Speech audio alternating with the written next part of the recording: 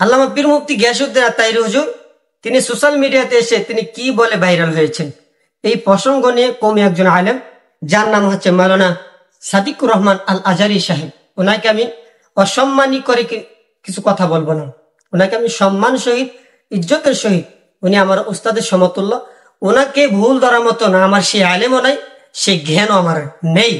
তবে ওনাকে আমি একটা কথা বলবো যে মাওলানা সাদিকুর রহমান আল আজারি সাহেব, আপনি যে মাওলানা পীর মুফতি গিয়াসউদ্দিন আত-তাহিরি হুজুর তিনি সোশ্যাল মিডিয়াতে এসে কি বলে ভাইরাল হয়েছেন, সে ভাইরাল হয়েছে কি দিয়ে? ডেলে দেই। আমাদের দেশের মিডিয়াতে পর্যন্ত তুলপার হয়ে গেছে তার ডেলে দেই দিয়ে। সে ভাইরাল হয়েছে কি দিয়ে? এখন আর চা খাই না, কফি খাই। সে ভাইরাল হয়েছে কি দিয়ে?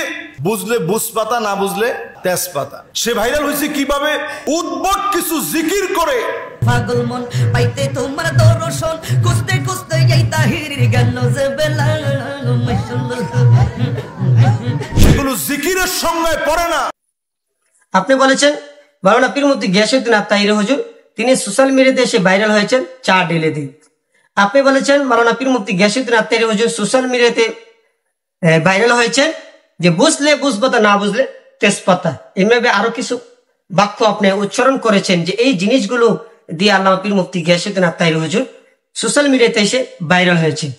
আমি আপনাকে সম্মানের সহিত বলছি, আপনার যদি সে হিম্মত থাকতো, আপনার যদি সে আলেম থাকতো, তাহলে আপনি পীর মুফতি গিয়াসউদ্দিন আত-তাহিরি হুজুরের সাথে এই বিষয়টা নিয়ে আপনি কথা বলতেন।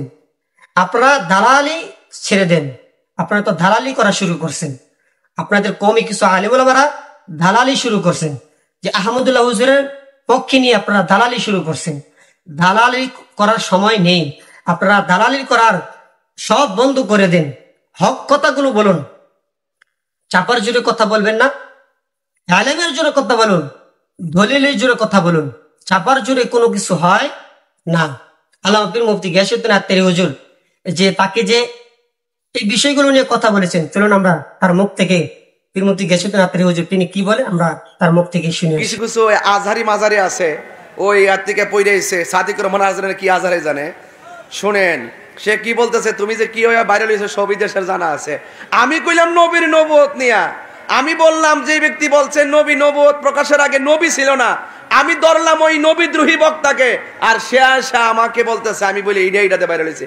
আমি বললাম কি, সে বলে কি, তার মানে বুঝতে বাকি নাই তারা সব একই সূত্রে গাথা দালাল মৌলবী। কথা বলেন ঠিক কিনা বলেন?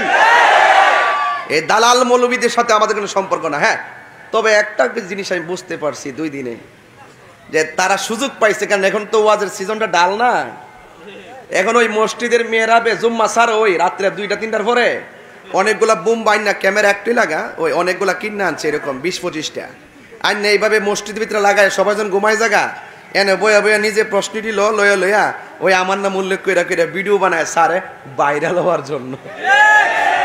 দেখবেন একদিনে 2 দিনে আর বক্তব্য 1.5 মিলিয়ন 2 মিলিয়ন। ওই যে তাহিরি বাবার কথা যে কইছে আল্লাহ ভাইরাল হইছে।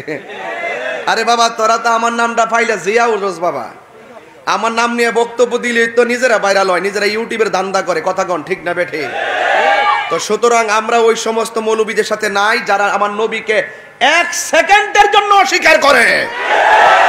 হাত তুলে বলেন ঠিক কিনা বলেন? তাদের সাথে আমাদের কোনো সম্পর্ক। আমার নবী কবরে শরীরে থাকার ক্ষমতা আছে না নাই? আমার নবী এখনো রওজা মুবারকে উম্মতি করে কি করে না? দুনিয়াতে আসার আগেও নবী ছিল কি ছিল না? মা আমিনার মাস থেকে প্রকাশিত হওয়ার পর শুভ আগমনের পর নবী হয়ে আসছে কিনা? এবং 40 বছর নবুয়ত প্রকাশের পর নবী আছে কিনা? কিয়ামত পর্যন্ত থাকবে কিনা? জান্নাতে যেই নবী সর্বপ্রথম ঢুকবে সেই নবী আমার নবী। ওই নবীর সঙ্গে বিরোধিতা করে কবরে গেলে শান্তি পাওয়া যাবে না। এই জন্য আল্লাহ কোরআনে বলছেন। আরেকটা কথা, ছোট কথা বলি, পরে পারবো না এই জন্য বলে ফেলতেছি।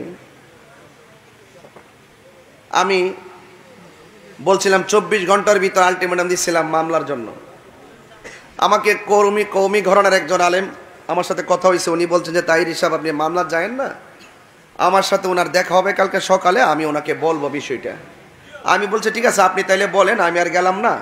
তবে উনি যদি ভুল স্বীকার করে তাহলে আমি প্রয়োজন ওনাকে স্যালুট দিব।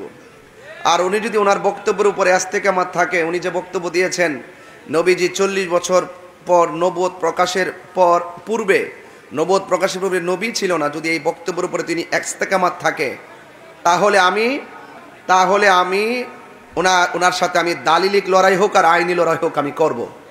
কারণ তাকে তার কাছ থেকে জাতিকে সতর্ক করা উচিত।